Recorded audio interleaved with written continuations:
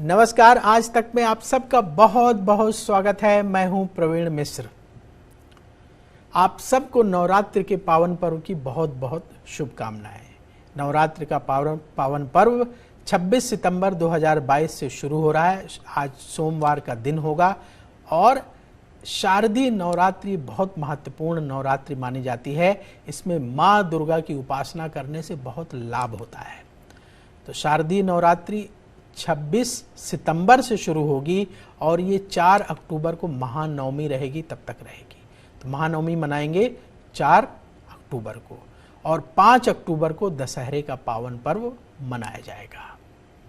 आइए सबसे पहले आपको बताते हैं कि कलश स्थापना का शुभ मुहूर्त क्या है। 26 सितंबर को सुबह 6:11 से सुबह 7:51 तक बहुत शुभ मुहूर्त है कलश स्थापना का। तो इसमें कलश स्थापना अवश्य करिएगा। अगर कोई इस समय पर नहीं कर पाता है किसी कारणवश, तो वो लोग सुबह 11:49 से दोपहर 12:37 के बीच में भी कलश स्थापना कर सकते हैं। ये मुहूर्त भी बहुत बढ़िया है। तो इस मुहूर्त में भी आप कलश स्थापना करिएगा। आइए अब आपको बताते हैं कि इस बार माँ दुर्गा किस वाहन पर सवार होकर के आ रही हैं और माँ दुर्गा की सवारी का क्या महत्व है। नवरात्रि के पावन पर्व पर पृथ्वी लोक में माँ दुर्गा का जब आगमन होता है तो देवी भागवत पुराण के अनुसार माँ दुर्गा किसी न किसी वाहन के हिस्से में सवार होकर के आती हैं। कोई न कोई वाहन होता है माँ का जिस पर सवार होकर के आती हैं। और ये वाहन कैसे तय होता है, नवरात्रि किस दिन से शुरू होगी उसी के हिसाब से माँ दुर्गा का वाहन तय होता है कि माँ दुर्गा किस वाहन पर सवार होकर के आएंगी। इसके ऊपर एक श्लोक है, वो श्लोक आपको बताते हैं, फिर बताएंगे कि इस बार माँ दुर्गा किस वाहन पर सवार होकर के आ रही हैं। शशि सूर्या गजारूढ़ा शनि भौमे तुरंग में कुरुश्च शुक्रोश्च दोलायम बुद्धे नौका प्रकीर्तता।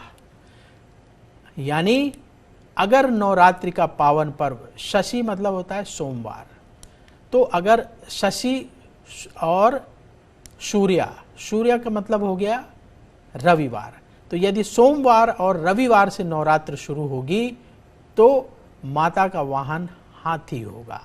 तो इस बार नवरात्रि सोमवार से शुरू हो रही है तो माँ दुर्गा हाथी पर सवार होकर पृथ्वी में आएंगी।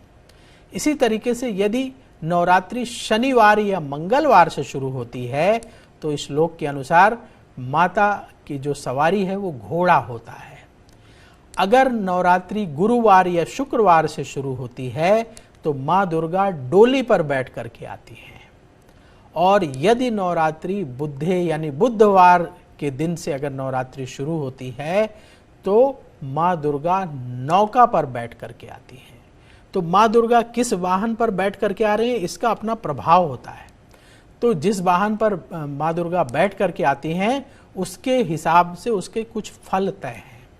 तो 26 सितंबर 2022 सोमवार को शारदीय नवरात्र जब शुरू होगी, माँ दुर्गा हाथी पर सवार होकर आएंगी। तो ये हाथी वाहन बहुत शुभ माना जा रहा है।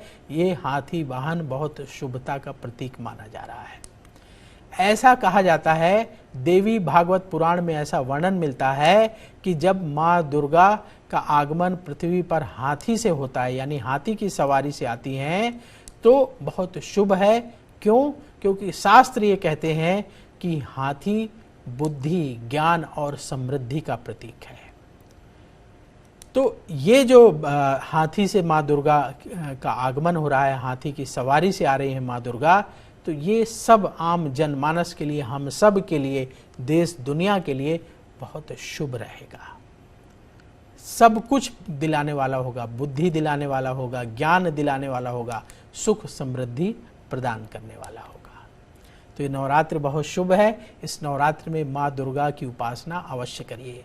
यदि आप डिप्रेशन से जूझ रहे हैं, किसी तरह के कष्ट से जूझ रहे हैं, कोई भी परेशानी है, तो माँ दुर्गा के चरणों में निवेदन करिए। नवरात्रि के पावन पर्व में निवेदन करिए। माँ दुर्गा का आशीर्वाद मिलेगा, आपके कष्ट भी दूर होंगे और उन्नति आपकी होना शुरू हो जाएगी। अब आपको सरल शब्दों में समझाते हैं कि नवरात्रि में आप क्या करें और क्या ना करें। तो देखिए, नवरात्रि में क्या करना चाहिए। एक तो अपना खान पान ठीक रखिए, शुद्ध शाकाहारी भोजन करिए, सात्विक भोजन करिए और अपने घर को प्रतिदिन साफ करें, साफ सुथरा रखें कि माँ दुर्गा आप पर कृपा करें, आपके घर आए, आपको आशीर्वाद देकर जाएं। तो घर को साफ सुथरा रखेंगे और माँ दुर्गा का पूजन करें। माँ दुर्गा का कोई मंत्र आता है तो उस मंत्र का जाप करें। नहीं आता मंत्र तो दुर्गा चालीसा पढ़ लीजिए, वो भी नहीं आता तो माँ दुर्गा की आरती कर लीजिए।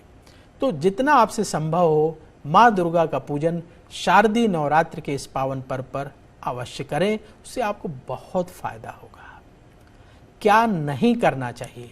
देखिए, नवरात्र के अवसर पर जो 9 दिन का पूरा समय होता है, इसमें शराब का सेवन ना करें, मांस का सेवन ना करें, किसी से लड़ाई झगड़ा ना करें। कोशिश करें कि मन को शांत रखा जाए और दूसरों को दुख ना पहुंचाएं, किसी भी तरीके से दुख ना पहुंचाएं। ना कटु भाषा का प्रयोग करें, ना कोई ऐसा व्यवहार करें जिससे कि लोग दुखी हो जाएं।